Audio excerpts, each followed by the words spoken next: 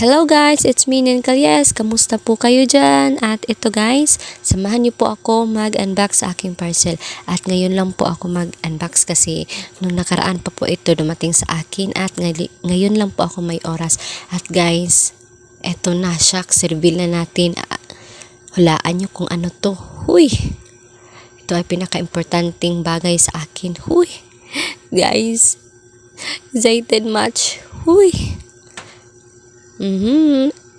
Yehey! Ito ay helmet, 'di ba? Syempre helmet. At guys, tatanggalin natin yung plastic.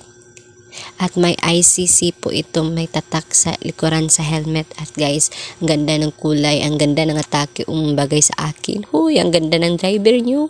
Huy, mahilig kasi ako mag-drive ng motor kaya yan, nagmili po ako ng helmet. At 580 lang po at binili ko po yan sa TikTok. At guys, huhugot na naman. At guys, syempre tatanggalin natin yung plastic sa ating buhay. Huy, hindi kaya plastic nga sa helmet.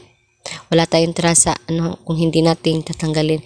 At guys, pa-shoutout pala kay Boss Jose. Sabi niya, pa-shoutout dol at hello, kamusta dyan? At ito guys, ang helmet ko ay dual SIM po itong yung glass.